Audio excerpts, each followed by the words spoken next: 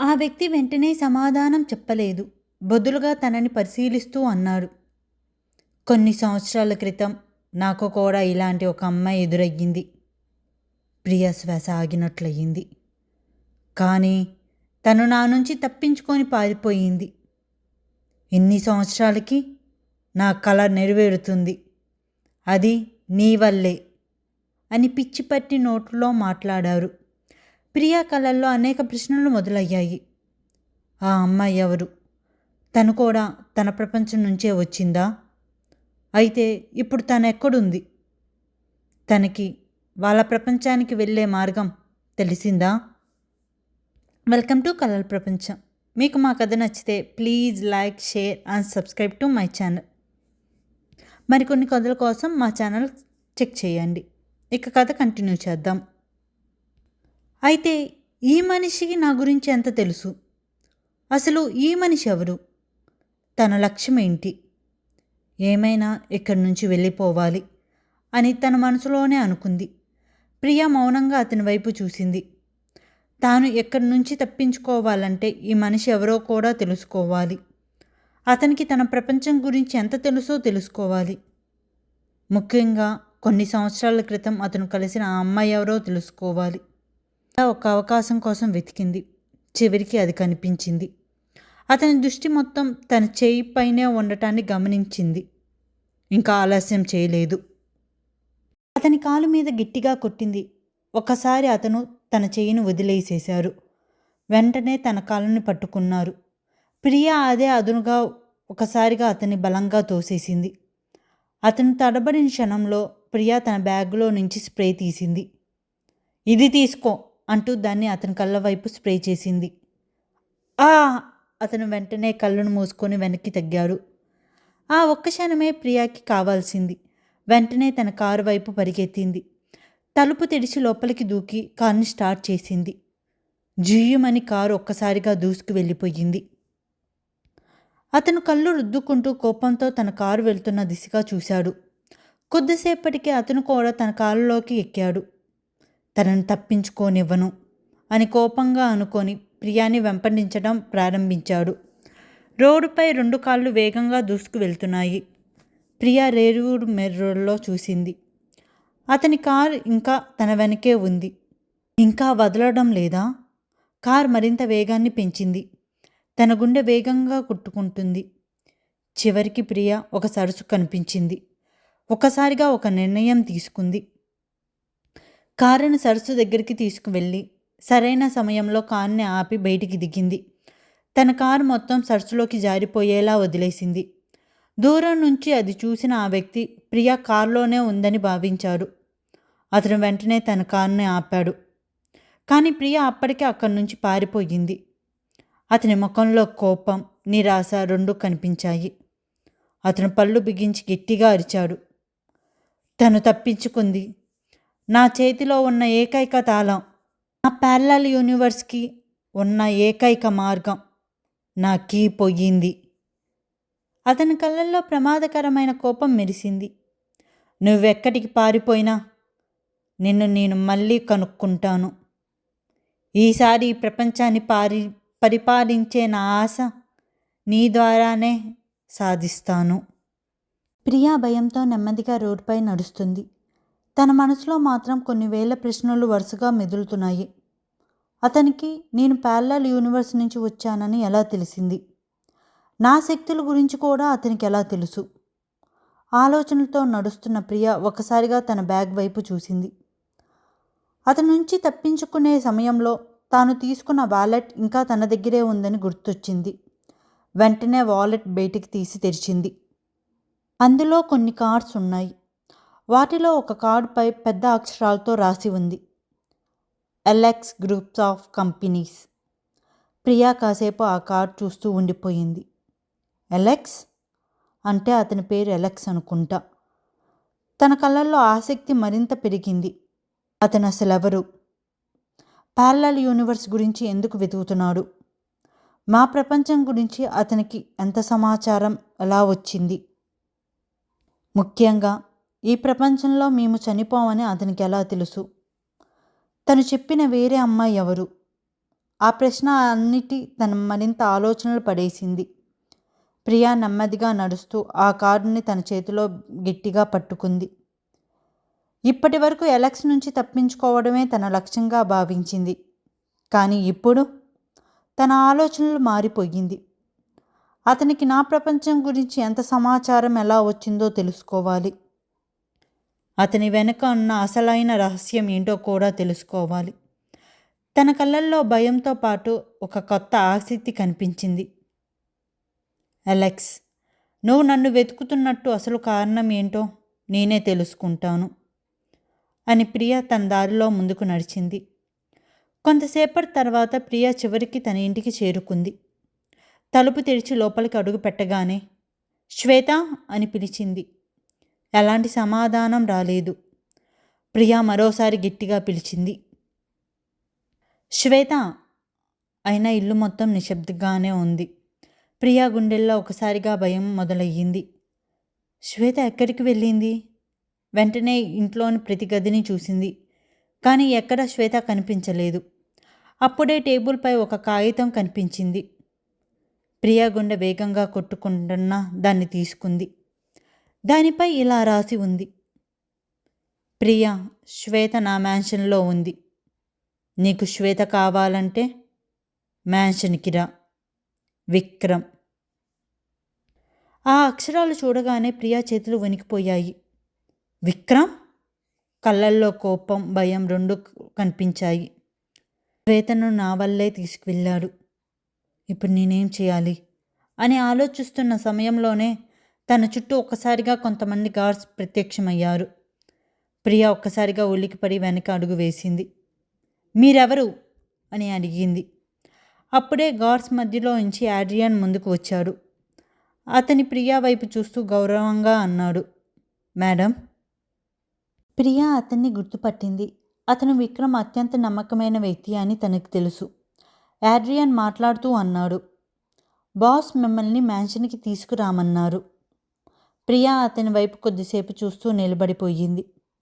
తనకి తెలుసు, తాను ఇప్పుడు అక్కడికి వెళ్ళకపోతే శ్వేత ప్రమాదంలో పడే అవకాశం ఉందని.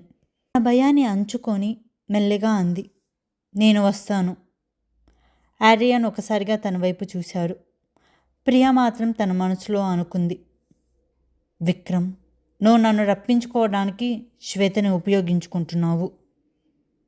కానీ ఈసారి నేను భయపడి నీ దగ్గరికి రావడం లేదు. నా స్నేహితురాల్ని కాపాడుకోవడానికే వస్తున్నాను. ఎలా అయినా అక్కడి నుంచి తప్పించుకుంటాము. నాకు తెలుసు, ఆ మ్యాన్షన్లోకి మరోసారి అడుగుపెట్టిన క్షణం నుంచి తన జీవితంలో మరో కొత్త అధ్యాయం ప్రారంభం కాబోతుందని. ఆడ్రియన్ గార్డ్స్కి సంకేతం ఇచ్చాడు. వాళ్ళు ప్రియా చుట్టూ రక్షణగా నిలబడ్డారు. ప్రియా వాళ్ళ వెంట బయటకు నడిచింది. కొద్దిసేపటికే విక్రమ్ మ్యాన్షన్ వైపు బయలుదేరింది.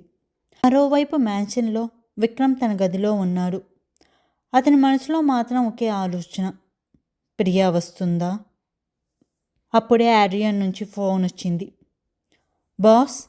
విక్రమ్ వెంటనే అడిగాడు. ఏమైంది?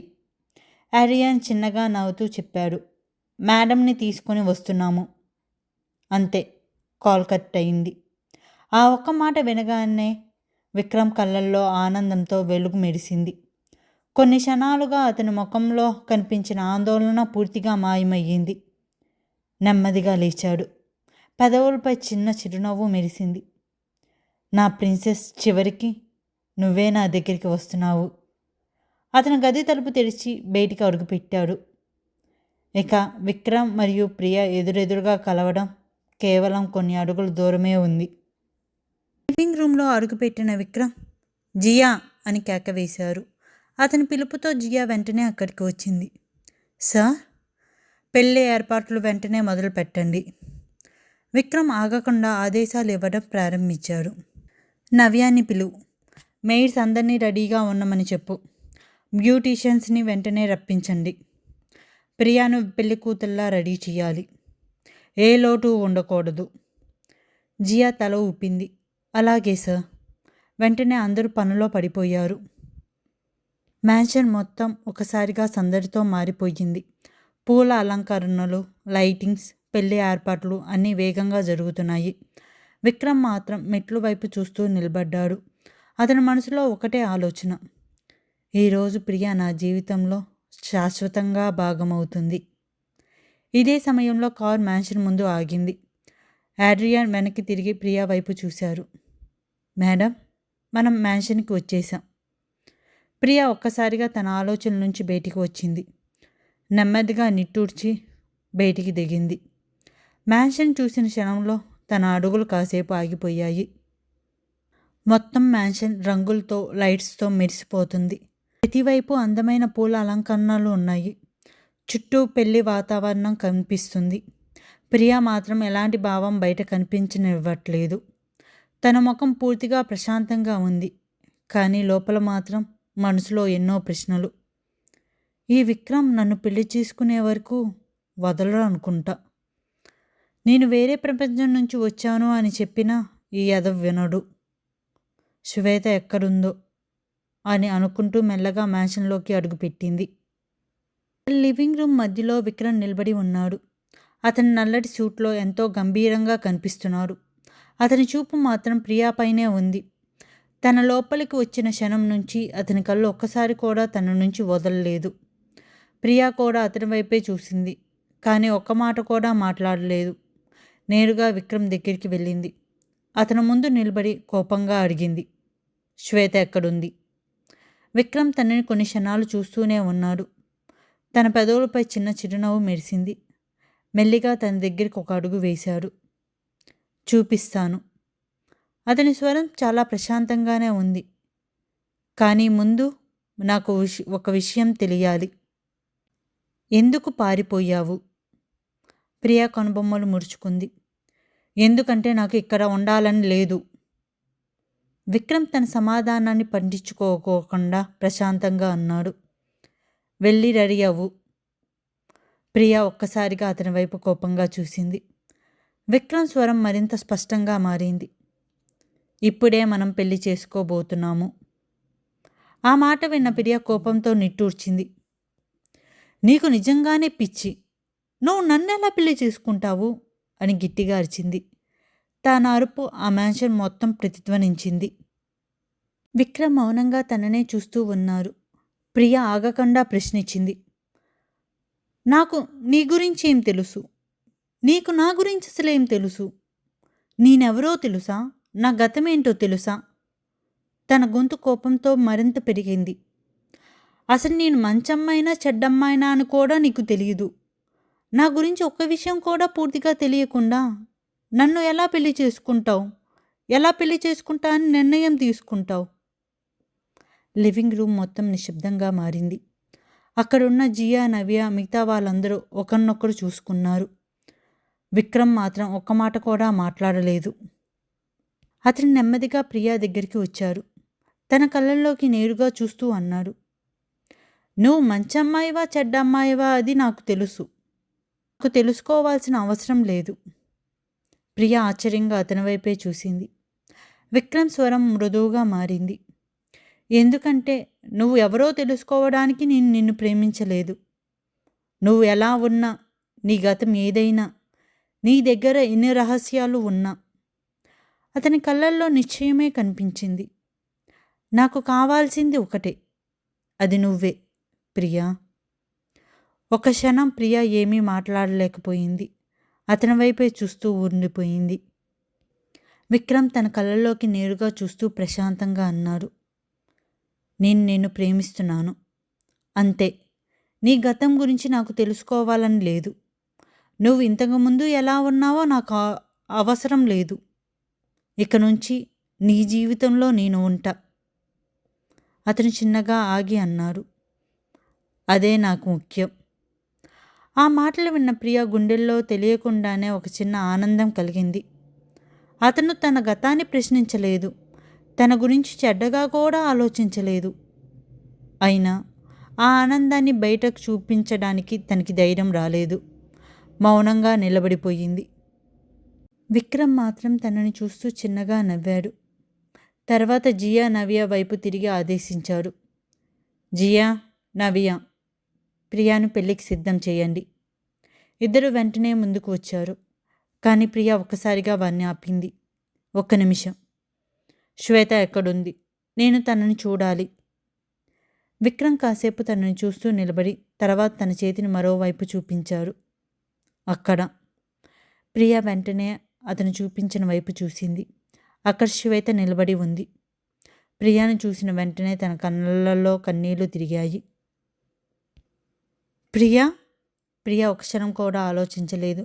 వెంటనే తన వైపు పరిగెత్తింది. శ్వేత? ఇద్దరూ ఒకరినొకరు గట్టిగా కౌగిలించుకున్నారు.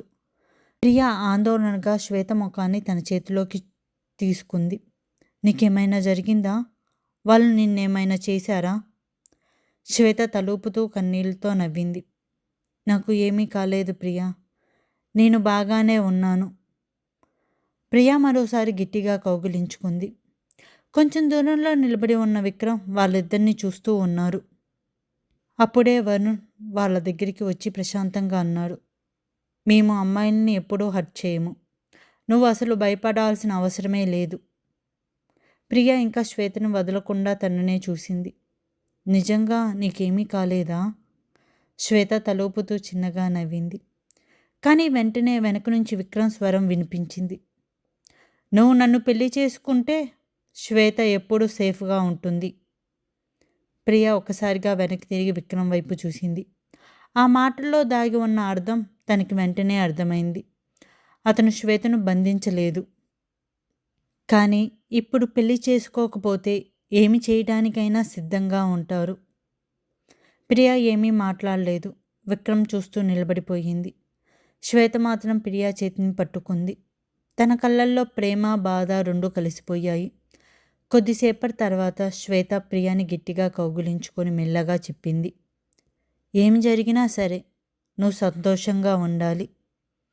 నువ్వు ఏ నిర్ణయం తీసుకున్నా నేను నీతోనే ఉంటాను. ప్రియా శ్వేత వైపు చూస్తూ మెల్లగా తలూపింది. తనకి ఈ ప్రపంచంలో తనకంటే ఎక్కువగా కాపాడాలని అనిపించే వ్యక్తి ఒకరే, శ్వేత. తనకి ఏదైనా జరిగితే తాను ఎప్పటికీ తనను తాను క్షమించలేను అని ప్రియాకి కూడా తెలుసు. అందుకే ప్రియ చివరికి తన నిర్ణయం తీసుకుంది. సరే అని చాలా నెమ్మదిగా చెప్పింది. విక్రమ్ కళ్ళల్లో వెంటనే వెలుగు మెరిసింది. జియా, నవ్య తన దగ్గరికి వచ్చారు. మేడం రాండి. ప్రియా మరోసారి శ్వేత వైపు చూసింది.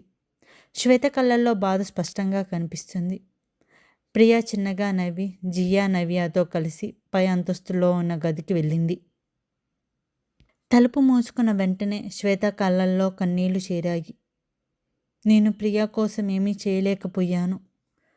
తను ఈ పరిస్థితి నుంచి బయటికి తీసుకురావడానికి కూడా నాకు మార్గం లేకపోయింది అని బాధగా తల వంచుకుంది. అప్పుడే వరుణ్ మెల్లగా శ్వేత దగ్గరికి వచ్చారు. శ్వేత. మెల్లగా తల ఎత్తి పైకి చూసింది. వరుణ్ ప్రశాంతంగా అన్నాడు. ప్రియా తీసుకున్న ఈ నిర్ణయం తప్పు కాదు. నిజానికి తాను తీసుకున్న నిర్ణయాల్లో ఇదే తెలివైన నిర్ణయం. శ్వేత మౌనంగా అతని మాటలు వింటుంది. వరుణ్ చిరునవ్వుతో కొనసాగించారు. మేము నీకు ఒక మాట ఇస్తున్నాము. విక్రమ్ ప్రియాని ఎప్పటికీ బాధపడనివ్వడు. కన్నీళ్లు అనేవి రాకుండా చేస్తారు. ఎలాంటి కష్టం వచ్చినా ముందుగా అతనే అండగా నిలబడతాడు. తనని సంతోషంగా ఉంచటానికి అతను ఏదైనా చేస్తాడు. శ్వేత కళ్ళల్లో కన్నీళ్లు తుడుచుకొని మెల్లగా తలొప్పింది. ఇంకా భయం ఉంది, కానీ వరుణ్ మాటల్లో ఉన్న నమ్మకం కొంత ధైర్యాన్ని ఇచ్చింది. పై అంతస్తు వైపు చూస్తూ తన మనసులో అనుకుంది. ప్రియా, ఈసారి నీ నిర్ణయం మంచిది కావచ్చు. కొంతసేపటి తర్వాత పై అంతస్తు నుంచి మెట్లపై అడుగుల శబ్దం వినిపించింది. లివింగ్ రూమ్లో ఉన్న ప్రతి ఒక్కరి చూపు ఒక్కొక్కసారిగా మెట్ల వైపే పడింది. అక్కడ ప్రియా నెమ్మదిగా మెట్లు దిగుతూ వస్తుంది. ఎర్రటి రంగు శారీలో అచ్చం దేవలోకం నుంచి దిగివచ్చిన దేవకన్యలా కనిపించింది. జుట్టు సున్నితంగా భుజాలపై జారుతూ ఉండగా ముఖంలో ఉన్న సహజమైన అందం తనని మరింత ప్రత్యేకంగా కనిపించేలా చేసింది. తన ప్రతి అడుగులో తాను ధరించిన ఆభరణాలు మెల్లగా మెరుస్తున్నాయి. లివింగ్ రూమ్లో ఉన్న వాళ్ళందరూ ఒక్కసారిగా మౌనమైపోయారు. ఎవరూ తన నుంచి తమ చూపును తిప్పుకోలేకపోయారు. అరుణ్, వరుణ్ ఆశ్చర్యంతో చూస్తూ ఉండిపోయారు. శ్వేత అయితే తన స్నేహితురాల్ని చూసి మురిసిపోయింది. ఇంత అందంగా ఎప్పుడు చూడలేదు అని మనసులో అనుకుంది. కానీ అందరి మధ్యలో ఎక్కువగా ప్రభావితమైన వ్యక్తి మాత్రం విక్రమ్. అతను అక్కడే విగ్రహంలా నిలబడిపోయాడు. ప్రియ చివరి మెట్టు పైకి వచ్చిన క్షణం నుంచి అతని కళ్ళు తనని వదలలేదు. తాను వేసే ప్రతి అడుగు, తన కదిలే ప్రతి క్షణం, తన ముఖంలో మారే ప్రతి భావం అన్నిటినీ విక్రమ్ పూసగుచ్చినట్లుగా గమనించాడు. అతని ముఖంలో ఇంతవరకు ఎవరూ చూడని ఆనందం కనిపిస్తుంది. ప్రియ అతన్ని వైపు చూసిన క్షణంలో విక్రమ్ కళ్ళల్లో ప్రేమ మరింత స్పష్టంగా మెరిసింది. అతని మనసులో ఒకటే ఆలోచన, నా ప్రియ, ఇంత అందంగా ఎలా ఉన్నావు? విక్రమ్ పెదవులపై చిరునవ్వు మరింత విస్తరించింది. ఆ క్షణంలో ప్రపంచం మొత్తం తన ముందు ఉన్నా అతనికి కనిపిస్తుంది మాత్రం ఒకరే, ప్రియ. ప్రియ మెట్లు దిగి అతని దగ్గరికి వచ్చి నిలబడగానే విక్రమ్ తన చేతిని మెల్లగా పట్టుకున్నాడు. తన కళ్ళల్లోకి చూస్తూ అన్నాడు. ప్రియ అతని చూపు తప్పించుకోవాలని చూసినా విక్రమ్ మాత్రం తన చేతిని వదలట్లేదు. అతను ఏమీ మాట్లాడకుండా తనని తన వెంటే బయటికి తీసుకుని వెళ్ళాడు. అరుణ్, వరుణ్, శ్వేత, మిగతా వాళ్ళు కూడా వాళ్ళతో పాటు బయటికి నడిచారు. ప్రియ అయోమయంగా విక్రమ్ వైపు చూసింది. మనం ఎక్కడికి వెళ్తున్నాము? విక్రమ్ మాత్రం సమాధానం చెప్పలేదు. కొద్ది దూరం వెళ్ళిన తర్వాత అతను ఆగిపోయారు. ప్రియ తన ఎదురుగా నిలబెట్టాడు. తనకి ఏమీ అర్థం కావటం లేదు. అప్పుడే విక్రమ్ ఆకాశం వైపు చూపించాడు. అక్కడ పౌర్ణమి, చంద్రుడు ప్రకాశిస్తున్నారు. విక్రమ్ చంద్రుడి వైపు చూసి నెమ్మదిగా వంగి నమస్కరించాడు. ఆ తర్వాత ప్రియా వైపు తిరిగి గంభీరంగా అన్నాడు, ఈ రోజు నుంచి విక్రమ్ మరియు ప్రియ భార్యాభర్తలు. ఒక్కసారి కాదు, 2 సార్లు కాదు, అతను అదే మాట 3 సార్లు స్పష్టంగా పలికాడు. విక్రమ్ మరియు ప్రియ భార్యాభర్తలు, విక్రమ్ మరియు ప్రియ భార్యాభర్తలు, విక్రమ్ మరియు ప్రియ భార్యాభర్తలు. అక్కడున్న వాళ్ళందరూ నిశ్శబ్దంగా చూస్తూ నిలబడిపోయారు. ప్రియ మాత్రం పూర్తిగా అయోమయంలో పడింది. ఇతనేం చూస్తున్నాడు?